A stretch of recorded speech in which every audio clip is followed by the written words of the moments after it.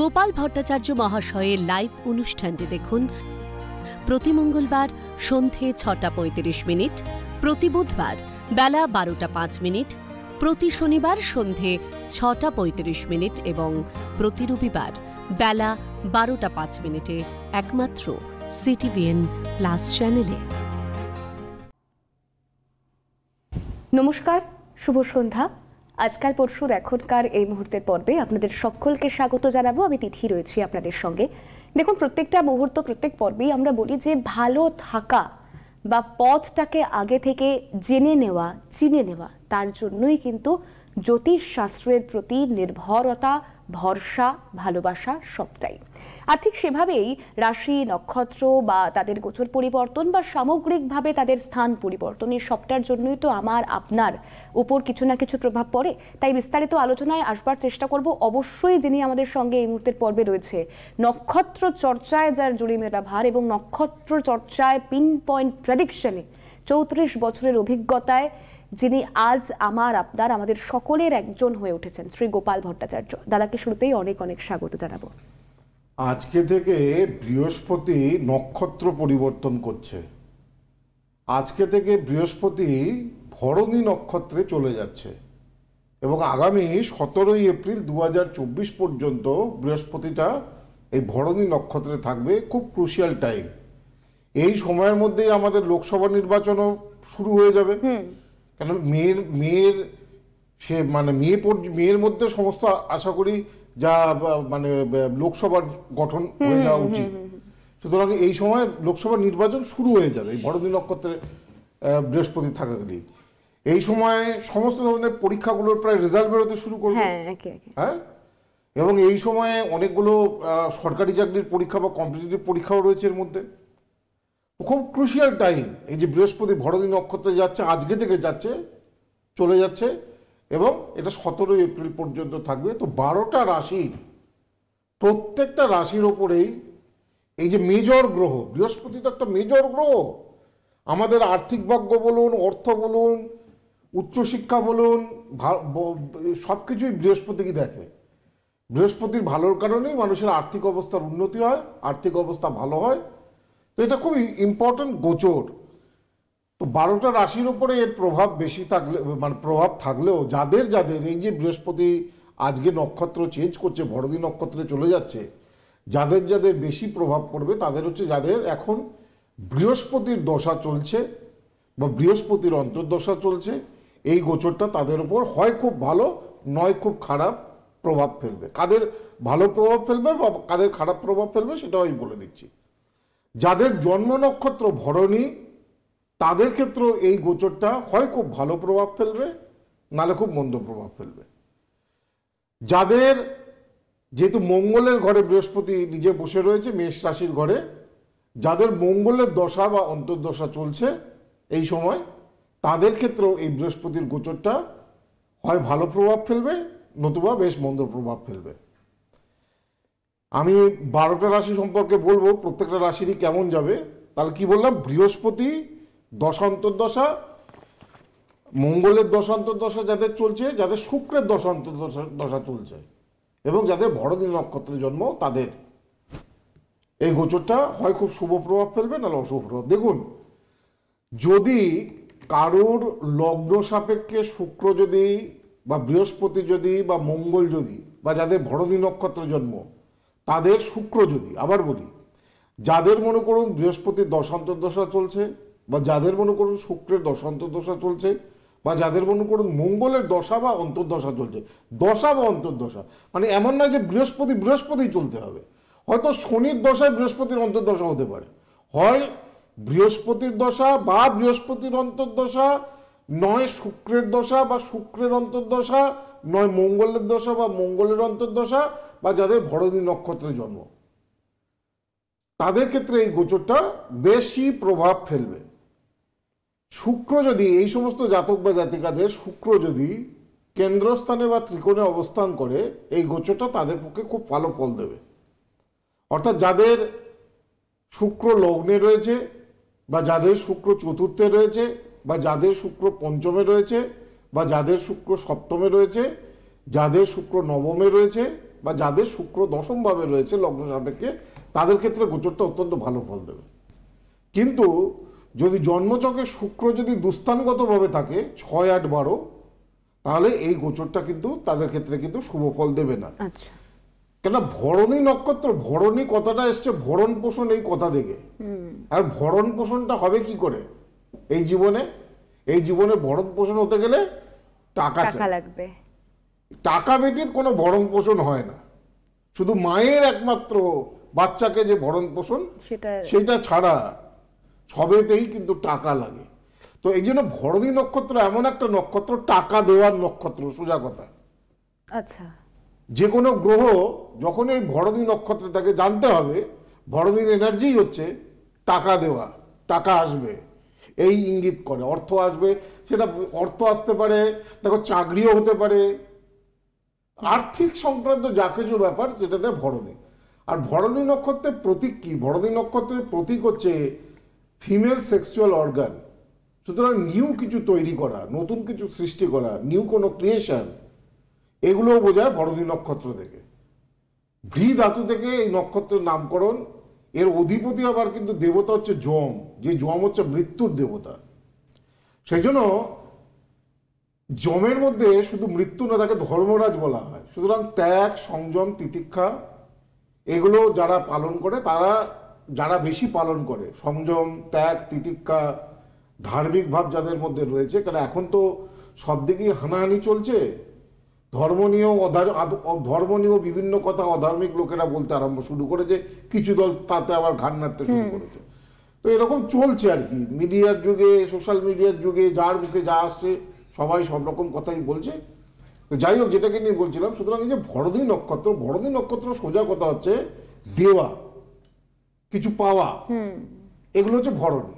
ভরণীর energy হচ্ছে অর্থ দেওয়া, টাকা দেওয়া। হ্যাঁ, ওই জন্য কোনো গ্রহ যদি ভরণী নক্ষত্রে শুভ থাকে জানবেন সে প্রচুর টাকার মালিক হয়। ভরণীর এনার্জি তাই।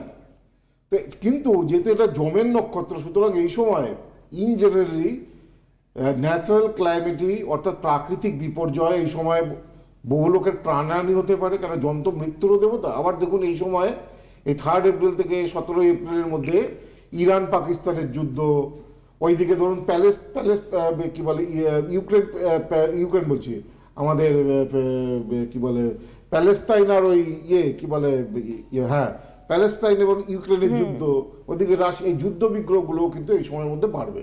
তবে শেয়ার মার্কেট রাইজিং হবে, আনএক্সপেক্টেড অর্থ পাওয়া যাবে। কেন আগেই বলেছি ভরণী মানেই হচ্ছে কি বলে শুভ। ভরণী নক্ষত্রে যখন বৃহস্পতি থাকে, কারোর যদি কোনো বড় সার্জারি থাকে বা ছোটোখাটো সার্জারি থাকে, সেটা চোখের সার্জারি হতে পারে, যে কোনো ধরনের সার্জারি হতে পারে, এই সময় করালে ইন জেনারেলি শুভ হয়। একটা ফোন রয়েছে, দাদা নিয়ে নিন। হ্যালো, নমস্কার, কে রয়েছেন? হ্যালো দিদি, নমস্কার দিদি, আমি দাদাকেও নমস্কার জানাচ্ছি। নমস্কার। আমি রানাঘাট থেকে বলছি। রানাঘাট থেকে বলছেন? অনুষ্ঠান দেখেন, পরিচিত কেউ এসেছিলেন দাদার কাছে? হ্যাঁ, আমি বিগত কিছুদিন ধরে দেখছি। আগে তো টাইমটা ঠিক জানতাম না, ওই জন্য কিছুদিন দেখা হয়নি। আচ্ছা, আমি আরো ওনার কথা আমি শুনেছি বেশি ভালো, যে আমার একটা বান্ধবীর তার একটা রিলেটিভ গিয়েছিল, তার কাছে গিয়ে খুব উপকার পেয়েছে। আসলে আমি এত এক্সাইটেড, বলে বলতে পারবো না। ঠিক আছে, আপনি আজকে কার সম্পর্কে জানবেন বলুন? আমি আমার ছেলের সম্পর্কে জানতে। ছেলের নাম বলুন। ছেলের নাম হলো Rajdeep Baroi. Date of birth? 2003, 11ই মার্চ। 11ই মার্চ 2003? হ্যাঁ হ্যাঁ হ্যাঁ। কটার সময়?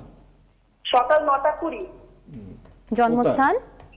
জন্মস্থান রানাঘাট। হ্যাঁ, সকাল 9:20-তে জন্ম, রানাঘাটে জন্ম। এটা হচ্ছে হরোস্কোপ।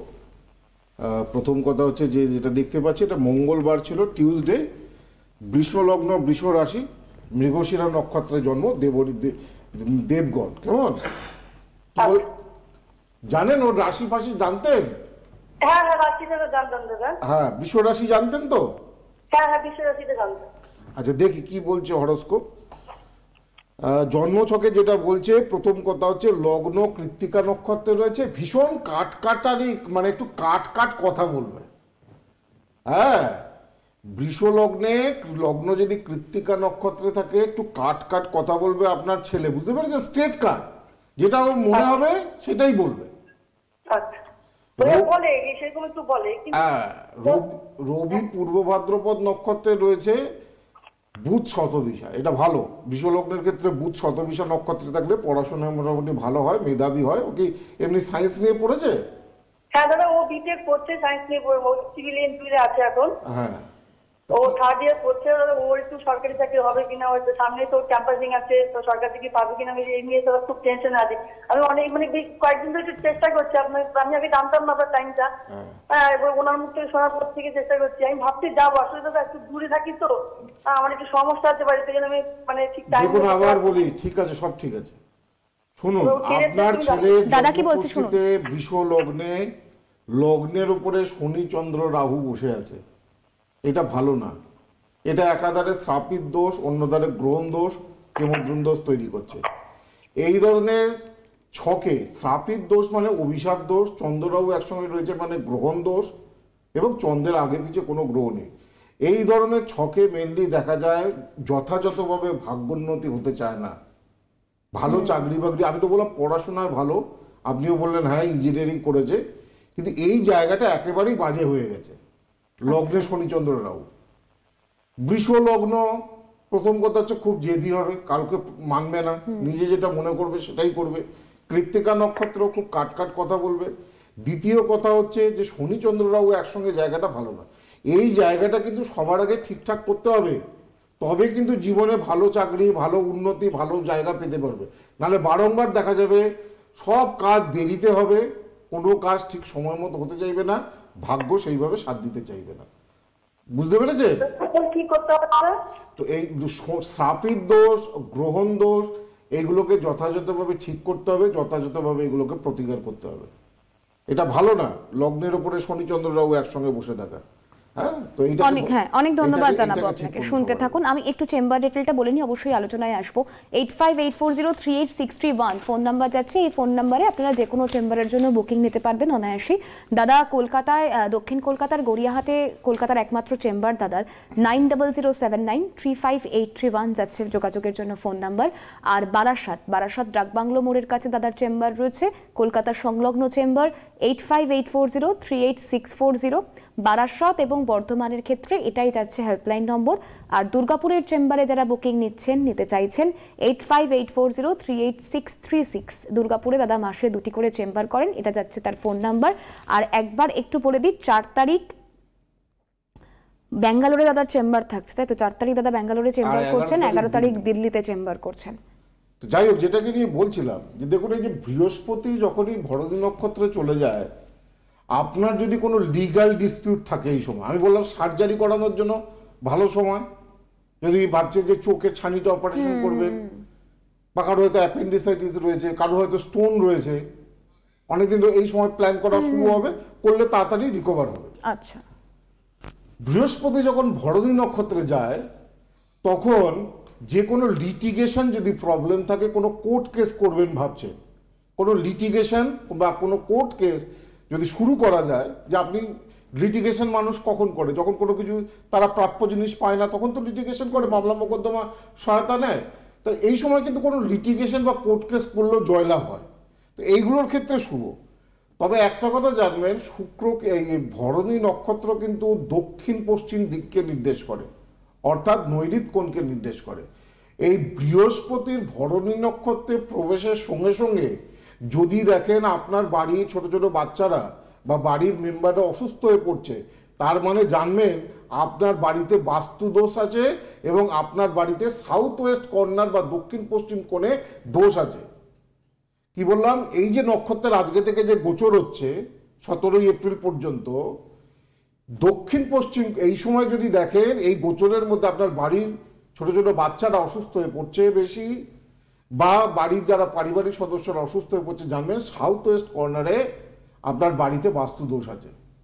সুতরাং সেখানে সাউথ ওয়েস্ট কর্নারে যে কোনো একটা ভারী জিনিস, ভারী আলমারি হতে পারে বা ভারী জিনিস এই সময় রাখবেন। সেটা ভারী কোনো লোহার কিছু জিনিসও হতে পারে, যে কোনো ভারী জিনিস। আর যারা ব্যবসা করেন, এই ভরণী নক্ষত্রে ব্যবসা স্থানের সাউথ ওয়েস্ট কর্নার ঠিক আছে কিনা দেখুন। সাউথ ওয়েস্ট কর্নার কি দেখতে হয় ব্যবসা স্থানে? সাউথ ওয়েস্ট কর্নার যেন খুব খোলামেলা না হয়, দক্ষিণ পশ্চিম দিক যেন খুব মানে কাটা না হয়। তো যদি দেখে যে ব্যবসায়ীরা এই ভরণী নক্ষত্র চলার এই গোচরের জন্য আপনাদের আর্থিক ক্ষতি হচ্ছে, কারণ ভরণী নক্ষত্রে যখনই বৃহস্পতি চলে যায় কোনো ব্যবসায়ীদের আগুন থেকে ক্ষতি, চুরি যাওয়ার মতো ঘটনা ঘটতে পারে। তার মানে জানবেন যারা ব্যবসা করছেন সেই ব্যবসা স্থানে সাউথ ওয়েস্ট কর্নারে কিন্তু দোষ আছে। কেননা এই যে গোচরটা পরিবর্তন হচ্ছে, সাউথ ওয়েস্ট কর্নার কিন্তু ভরণী নক্ষত্র দেখে। সুতরাং এই সময় যদি কোনো কেউ অসুবিধা ফেস করেন তাহলে সাউথ ওয়েস্ট কর্নারকে যথাযথভাবে ঠিক করলে অনেকটা ডিফিকাল্টি থেকে তারা মুক্ত হবে। আমি আসবো আলোচনা। একটা ফোন রয়েছে, নিয়ে নি। হ্যালো, নমস্কার, কে রয়েছেন? হ্যাঁ, আমি সাথী কেন্দ্র দুর্গাপুর থেকে বলছি, একটু দাদার সঙ্গে কথা বলতে চাই। হ্যাঁ, দাদাই কথা বলবেন, বলুন। অনুষ্ঠান দেখেন আপনি নিয়মিত? হ্যাঁ হ্যাঁ, আমি প্রায় দিনই দেখি। তাড়াতাড়ি আচ্ছা বলুন, বলুন, সময় কার কম। সম্পর্কে জানবেন? আমার সম্পর্কেই জানতে চাই। হ্যাঁ, আচ্ছা, date of birth। নাম বলুন, ডেট অফ বার্থ বলুন। আমার সাথী কুণ্ডু 1972 সালে জন্ম, হ্যাঁ ঠিক আছে, 16ই এপ্রিল হ্যাঁ, আর 3:30 সময় মানে ভোরবেলায় জন্ম হয়েছিল। 16ই এপ্রিল 1972। হ্যাঁ, 1972। 3:30 ভোর। হ্যাঁ হ্যাঁ। কোথায় জন্মস্থান? আসাম। আসামের কোথায়? আসাম আপনার রাঙাপাড়া বলে একটা জায়গা আছে, মানে তেজপুরের সামনে। হ্যাঁ, 1972 সালে জন্ম, আসামে জন্ম। জন্মবার যেটা পাওয়া যাচ্ছে সেটা হচ্ছে এটা রবিবার। নীল লগ্ন বৃষ রাশি। জন্ম রাশি লগ্ন জানতেন? না না, মিশর আছি। হ্যাঁ, নীল লগ্ন বৃষ রাশি, কৃত্তিকা নক্ষত্র। এটা হচ্ছে হরোস্কোপ। দেখি, প্রথম কথা হচ্ছে যে 1 মিনিট দেখি, লগ্নে কোনো গ্রহ নেই, দ্বিতীয় কোনো গ্রহ নেই, তৃতীয় স্থানে 4টে গ্রহ, অবস্থা খুব খারাপ, দুর্ভাগ্যপূর্ণ ছক। বিয়ে হলেও কোনো শান্তি, বিয়ে হলেও কোনো মানসিক শান্তি থাকবে না। এখনো পর্যন্ত তো সম্ভবত বাচ্চা কাচ্চাও হয়নি কোনো। না না না। হ্যাঁ, তো মানসিক শান্তি নেই, পড়াশোনা বেশি দূর হয়নি, যা ছক বুঝেছি। খুব উইক, দুর্বল ছক। হাজবেন্ডের ভালোবাসাও সেইভাবে পাবেন না, ঠিক আছে? হাজবেন্ড দেখবেন হয় নেশাবান করবে, নাহলে অন্য কোনো মেয়ে ছেলের সঙ্গে সম্পর্ক থাকবে। ওইটা কিছু নেই, ওইটা সবসময় তার ড্রিঙ্কস ফিঙ্কস করবে খুব বেশি, যা চাটের যা রয়েছে, নেশাবান করবে। এবং সন্তান হয়নি, কি বলে সাংসারিক অশান্তি রয়েছে, পড়াশোনাও তো বেশি দূর হয়নি। মাধ্যমিক। হ্যাঁ, বুঝতে পেরেছি। এবার বলুন, বুঝে গেছি ছক দেখে কি সমস্যা, বলুন কি জানতে চাইছেন? আমার কি বাচ্চা কাচ্চা হবে? এটা ভালো করে জন্মছকটা দেখাতে হবে। জন্মছকটা ভালো করে দেখিয়ে এটা যদি ঠিকঠাক করা যেতে পারে, বিশেষ করে বৃহস্পতিভঙ্গ কালসর্প দোষ থাকলে বাচ্চা কাচ্চা হতে যায় না। এই দোষটাকে সবার আগে প্রতিকার করতে হয়, তবে সন্তান হবার যোগ তৈরি হয়। তার সঙ্গে অবশ্যই ভালো ডাক্তার দেখাতে হবে, কোনো শারীরিক সমস্যা আছে কিনা সেটা দেখতে হবে। যাই হোক, আমি যেটা বলি যে কেমন যাবে এই বৃহস্পতির গোচর পরি। মেষ রাশির জাতক বা জাতিকাদের শুভ গোচর হচ্ছে, আর্থিক অবস্থা বাড়বে, পারিবারিক জীবনযাত্রা বা কোনো বিয়ের ব্যাপারে শুভ যোগাযোগ করতে পারে, বিদেশ যাত্রা যোগ হতে পারে। এক্সপোর্ট ইম্পোর্টের যারা ব্যবসা করে, আমি বলবো সিম্বলগুলো দেখিয়ে দিতে মেষ রাশি।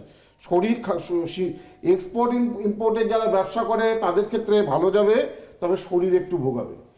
বৃষ রাশির ক্ষেত্রে কেমন যাবে? এই যে বৃহস্পতির গোচর, শুভ গোচর হচ্ছে, ভালো সময় আসছে, বিদেশ যাত্রার যোগ প্রবল, এক্সপোর্ট ইম্পোর্টের শুভ, নতুন বাড়ি বা ফ্ল্যাট হবার যোগ রয়েছে, দূরযাত্রার যোগ রয়েছে। মিথুনের খরচ বাড়বে, বিদেশ যাত্রা, শিক্ষাক্ষেত্রে শুভ ফল, ব্যবসায় সফলতা, নতুন ব্যবসা শুরু হবার যোগ। এই সময় বিবাহের বিজ্ঞাপন দেওয়ার ক্ষেত্রে শুভ, বিবাহের ক্ষেত্রে শুভ। আসছি কর্কটের ক্ষেত্রে আয় বৃদ্ধি, বাড়ি বা ফ্ল্যাট কেনার যোগ।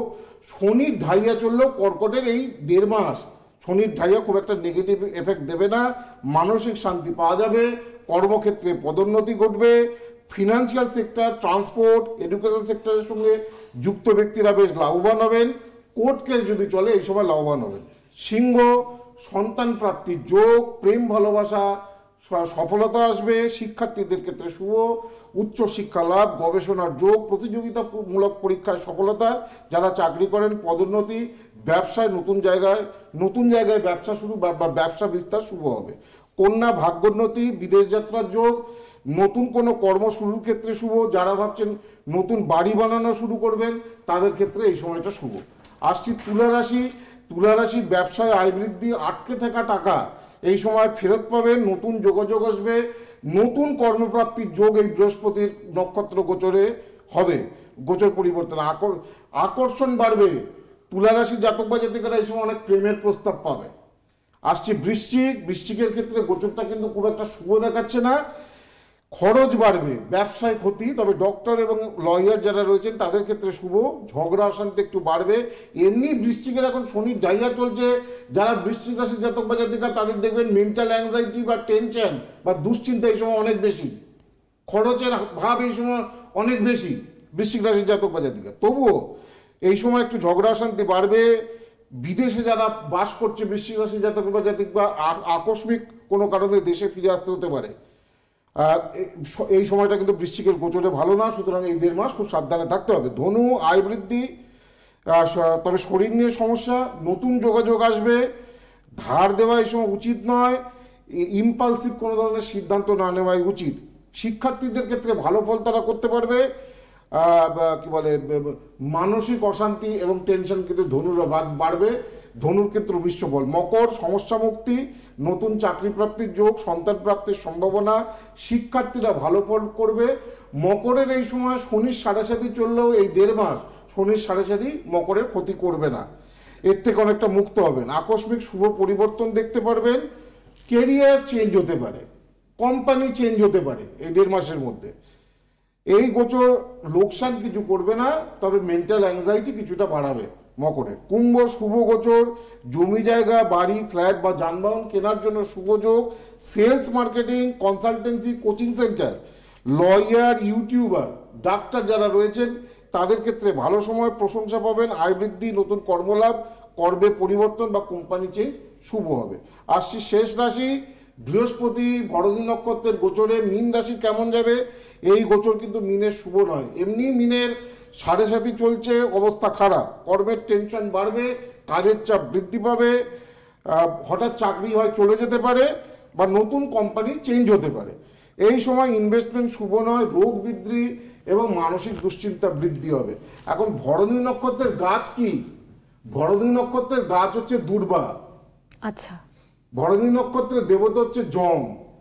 সেই জন্য এই সময় যাদের এই গোচরে যারা অসুবিধা ফিল করবেন তারা শনিবার বা মঙ্গলবার একটা তামার ঘটিতে একটু জল নিয়ে, একটু তিল নিয়ে, একটু দুর্বা নিয়ে ওম যমায় স্বাহা, ওম ভরণী নক্ষত্রায় স্বাহা এই মন্ত্রে দক্ষিণ পশ্চিম দিকে মুখ করে এই অর্ঘ্য দেওয়ার চেষ্টা করবেন।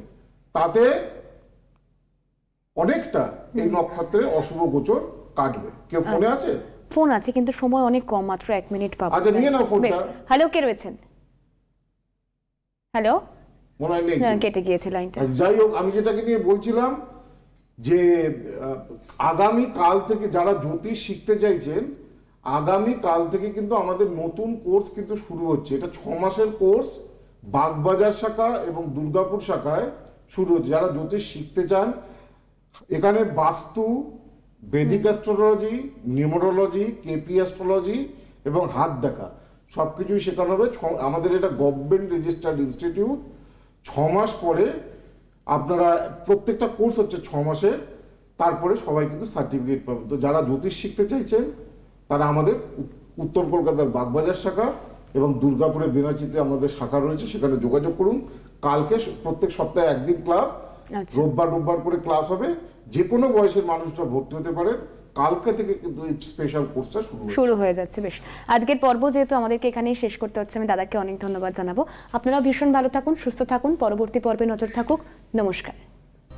গোপাল ভট্টাচার্য মহাশয়ের লাইভ অনুষ্ঠানটি দেখুন প্রতি মঙ্গলবার সন্ধে 6:35, প্রতি বুধবার বেলা 12:05, প্রতি শনিবার সন্ধে 6:35 এবং প্রতি রবিবার বেলা 12:05 একমাত্র CTVN+ চ্যানেলে।